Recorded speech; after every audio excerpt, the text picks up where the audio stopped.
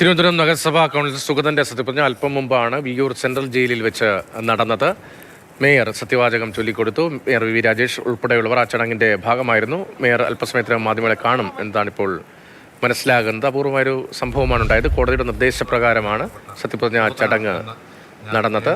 നടപ്പിലാക്കിയ ഇന്ത്യൻ ഭരണഘടനയോട് യഥാർത്ഥമായ വിശ്വാസവും പൂർവ്വം പുലർത്തുമെന്നും പാഷാങ്കയോ മമതയോ വാത്സല്യമോ ഉദ്ദേശമോ കൂടാതെ ഞാൻ എൻ്റെ ഔദ്യോഗിക കർത്തവ്യങ്ങൾ യഥാവിധിയും വിശ്വാസതയോടും എൻ്റെ പരമാവധി കഴിവും അറിവും വിവേചന ശക്തിയും ഉപയോഗിച്ചുകൊണ്ട് നിർവഹിക്കുമെന്ന് ഈശ്വരൻ. വിവിധ കേസുകളിൽ പ്രതിയാണ്. കാപ്പ ഉയർത്തപ്പെട്ട സാഹചര്യത്തിലാണ് ജയിലിൽ തുടരുന്നത്. സത്യപ്രതിജ്ഞ മേയർ വി രാജേഷ് മാധ്യമങ്ങളെ കാണാനായി.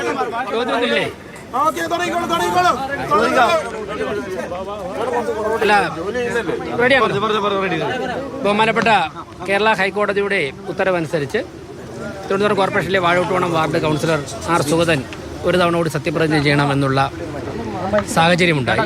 അതിൻ്റെ അടിസ്ഥാനത്തിൽ വിയ്യൂർ സെൻട്രൽ ജയിലിലാണ് അദ്ദേഹം ഇപ്പോൾ കിടക്കുന്നത്. അവിടെ വന്ന് ജയിൽ സൂപ്രണ്ടിൻ്റെയും അതോടൊപ്പം തന്നെ കോർപ്പറേഷൻ സെക്രട്ടറി ഉൾപ്പെടെയുള്ള ഉദ്യോഗസ്ഥരുടെയൊക്കെ തന്നെ സാന്നിധ്യത്തിൽ ആ ചടങ്ങ് നിർവഹിച്ചു. ഹൈക്കോടതി ഉത്തരവ് പറഞ്ഞ സമയത്ത് തന്നെ കൃത്യമായിട്ട് നടപ്പിലാക്കി. അക്കാര്യങ്ങളാണ് മാധ്യമങ്ങളോട് അറിയിക്കാനുള്ളത്. കൗൺസിൽ മീറ്റിംഗിൽ പങ്കെടുക്കാൻ സമ്മതിക്കുമോ? അല്ല, ഈ കാര്യങ്ങൾ ഞാൻ പലതവണ പറഞ്ഞു. ബഹുമാനപ്പെട്ട കോടതികളുടെ പരിഗണനയിലാണ്. നെടുമങ്ങാട് മജിസ്ട്രേറ്റ് കോടതിയും അതോടൊപ്പം തന്നെ കേരള ഹൈക്കോടതിയും. അപ്പോൾ അദ്ദേഹത്തിൻ്റെ കൗൺസിലറുടെ അഭിഭാഷക സംഘം അക്കാര്യങ്ങളുടെ വിശകലനം ചെയ്ത് നേതൃത്വം കൊടുക്കുന്നുണ്ട്. അതിൽ വരുന്ന ഉത്തരവുകൾ അനുസരിച്ച് ആ ഉത്തരവുകൾ നടപ്പിലാക്കുക എന്നുള്ളതാണ് കോർപ്പറേഷൻ്റെ ദൗത്യം. ഞങ്ങൾ ആ കാര്യങ്ങൾ ചെയ്യും. നിങ്ങൾ വേറെന്തെങ്കിലും ചോദിച്ചോളൂ.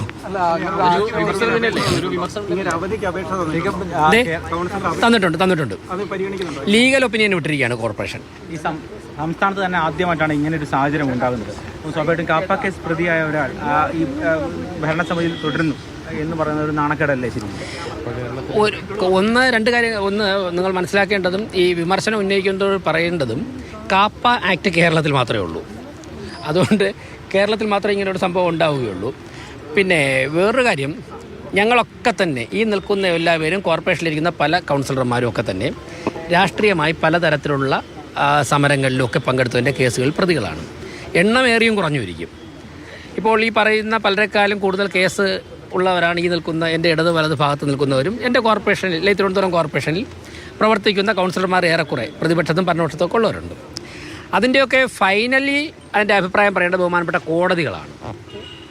അപ്പോൾ ആ സാഹചര്യത്തിൽ മാത്രമേ നമുക്ക് അങ്ങനെയുള്ള പ്രതിപക്ഷം പറയുന്ന അനുസരിച്ചുള്ള കാര്യങ്ങൾ പ്രതികരിക്കേണ്ടതായിട്ടുള്ളൂ. പിന്നെ ഞാൻ രാഷ്ട്രീയമായൊരു മറുപടി പറഞ്ഞാൽ, തിരുവനന്തപുരം കോർപ്പറേഷൻ്റെ പ്രതിപക്ഷമായിരുന്നപ്പോഴേക്കും ഭരണത്തിലെത്തുന്ന സമയത്തും ഞങ്ങൾ ഏതൊക്കെ തരത്തിലുള്ള സാഹചര്യങ്ങളിലൂടെ ആയിരിക്കും കടന്നു പോകേണ്ടതെന്നുള്ള ഉത്തമ ബോധ്യമുള്ളൊരു ടീമാണ് ഭരണത്തിന് നേതൃത്വം കൊടുക്കുന്നത്. ഞങ്ങൾ ചെയ്തുകൊണ്ടിരിക്കുന്ന കാര്യങ്ങൾ ശക്തമായുള്ള വിയോജിപ്പ് CPM-ൻ്റെ ഭാഗത്തുനിന്ന് ഉണ്ടാകും എന്ന് അറിഞ്ഞുകൊണ്ട് തന്നെയാണ് ചെയ്യുന്നത്. അക്കാര്യങ്ങളിൽ നിന്നും ഒരിഞ്ച് പുറകോട്ട് പോകുന്ന പ്രശ്നമില്ല. പാളയം മാർക്കറ്റിൽ CPM-ൻ്റെ മാസപ്പടി പിരിച്ചുകൊണ്ടിരുന്ന ആ പണത്തിനൊരു കുറവ് വരുമ്പോഴും CPM നേതാക്കന്മാരുടെ ബിനാമികളായിട്ടുള്ളവർ നടത്തുന്ന അനധികൃത കടകൾ പൂട്ടുമ്പോഴും കോർപ്പറേഷനിലെ കോടിക്കണക്കിന് രൂപയുടെ വിലപിടിപ്പ് വരുന്ന സ്വത്തുവകകൾ കുടുംബ സ്വത്ത് പോലെ, സ്വന്തം സ്വത്ത് പോലെ കൈകാര്യം ചെയ്തുകൊണ്ടിരുന്ന സഖാക്കന്മാരെ അവിടെ നിന്ന് ഒഴിവാക്കുമ്പോഴും ഇതല്ല ഇതിലപ്പുറവും ഞങ്ങൾ പ്രതീക്ഷിച്ചിരുന്നു. അതുകൊണ്ട് തന്നെ യാതൊരു കാരണവശാലും ഒരിഞ്ച് പോലും അത്തരം ആക്ടിവിറ്റികളിൽ നിന്നും പുറകോട്ടില്ല. വളരെ ശക്തമായിട്ട് തന്നെ മുന്നോട്ട് പോകും.